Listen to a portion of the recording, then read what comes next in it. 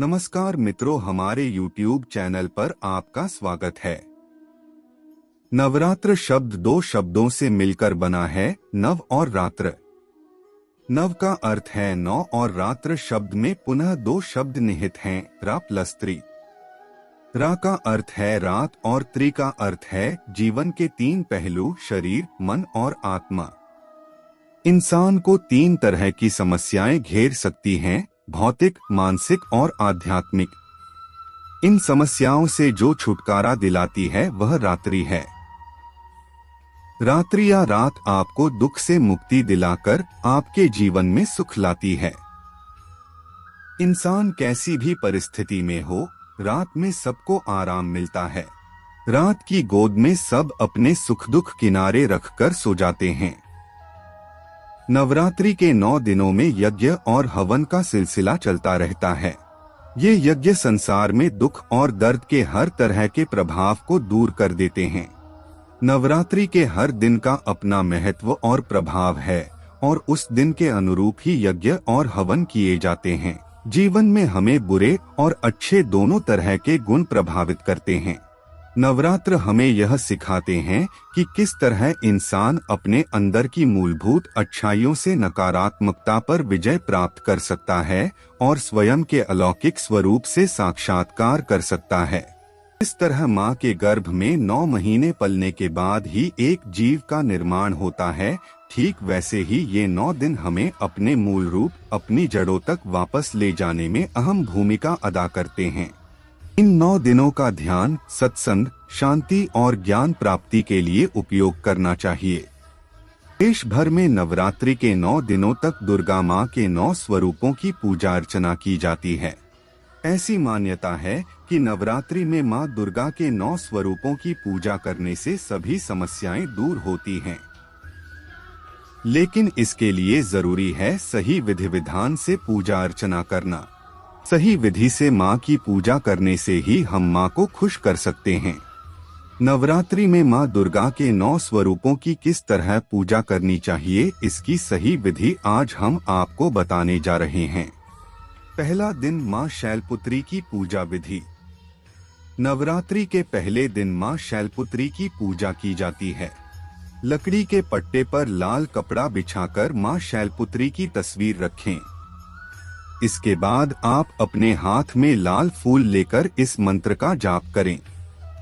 वंदे वांछित लाभाय चंद्रार्थ शेखरा वृषारूढ़ा शूलधरा शैलपुत्री यशस्विनी।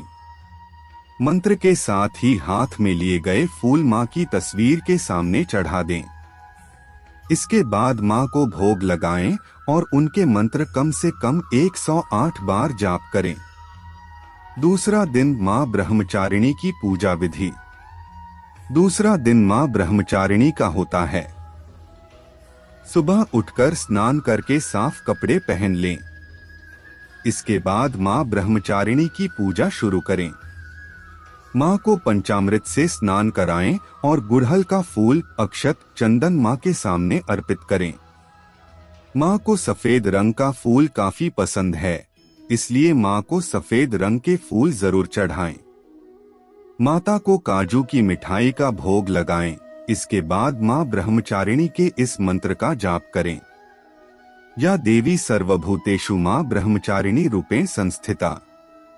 नमस्तस्य नमस्तस्य नमस्तस्य नमो नम। इसके बाद माँ की पाठ करके माँ की आरती करें। तीसरा दिन, माँ चंद्रघंटा की पूजा विधि।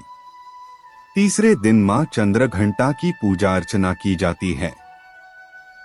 इस दिन माँ चंद्रघंटा की आराधना करनी चाहिए। माँ की आराधना करने के लिए इस मंत्र का जाप करें। या देवी सर्वभूतेषु माँ चंद्रघंटा रूपेण संस्थिता। नमस्तस्य नमस्तस्य नमस्तस्य नमो नमः। माँ चंद्रघंटा को सिंदूर, अक्षत, धूप और फूल अर्पित करें। माँ का पाठ करें और आरती करें और प्रसाद चढ़ाएं। चौथा दिन, माँ कूष्मांडा की पूजा विधि। नवरात्रि के चौथे दिन माँ कूष्मांडा की पूजा अर्चना की जाती है। इस दिन सुबह उठकर स्नान करके सबसे पहले कलश और उसमें मौजूद सभी देवी देवताओं की पूजा करें और फिर मां कूष्मांडा की आराधना इस जाप के साथ करें।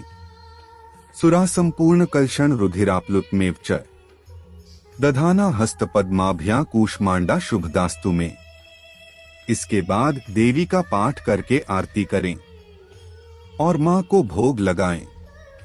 5वां दिन मां स्कंद माता की पूजा विधि।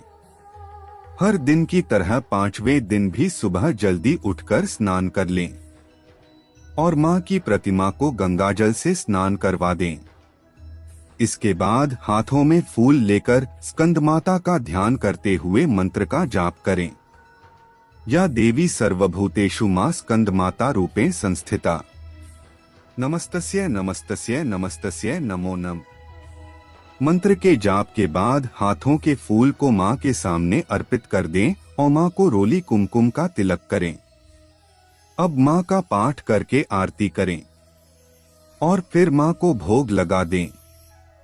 6ठा दिन मां कात्यायनी की पूजा विधि। रोजाना की तरह सुबह उठकर स्नान करके मां की पूजा अर्चना करें। सबसे पहले मां की प्रतिमा को गंगाजल में स्नान करवाएं। इसके बाद उन्हें रोली और सिंदूर का तिलक करें। फिर हाथों में फूल लेकर मां कात्यायनी के मंत्र का जाप करें। कात्यायनी शुभं दद्यात् देवी दानवहातिनी। या देवी सर्वभूतेषु मां कात्यायनी रूपेण संस्थिता। नमस्तस्य नमस्तस्य नमस्तस्य नमो नम। इसके बाद मां को फूल अर्पित कर शहद का भोग लगाएं और मां का पाठ करके आरती करें। 7वां दिन मां कालरात्रि की पूजा विधि। नवरात्रि के 7वें दिन मां कालरात्रि की पूजा अर्चना की जाती है। इस दिन सुबह उठकर स्नान करके मां की पूजा करें। इसके लिए सबसे पहले मां कालरात्रि की प्रतिमा को स्नान करवाएं। इसके बाद मां को अक्षत, धूप, पुष्प और गुड़ अर्पित करें। मां को रातरानी का फूल बहुत पसंद है।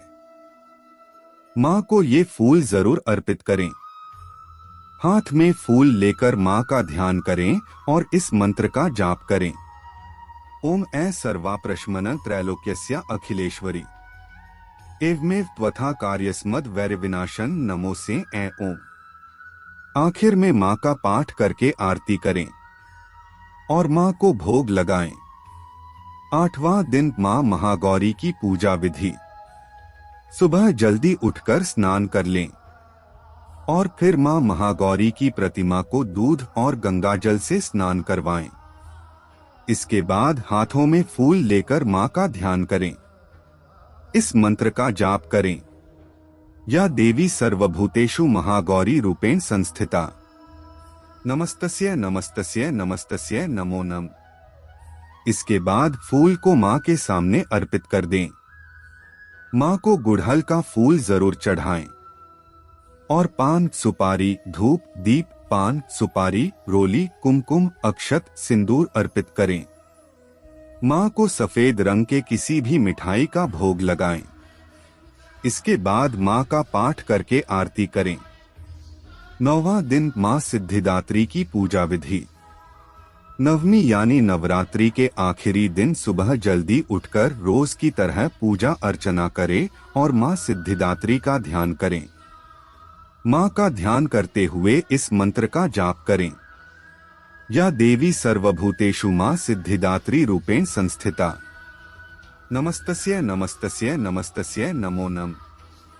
इसके बाद मां को रोली, कुमकुम, अक्षत, पान, सुपारी, पुष्प, वस्त्र अर्पित करें। मां का पाठ करें। फिर मां को हलवा, पूरी व चने का भोग लगाएं। इसके बाद हवन करके आरती करें और कन्याओं को प्रसाद खिलाकर अपना व्रत खोलें। आशा है यह प्रस्तुति आपको पसंद आई होगी। अगर आपको यह वीडियो अच्छा लगा तो वीडियो को शेयर करें और कमेंट में जय माता दी जरूर लिखें।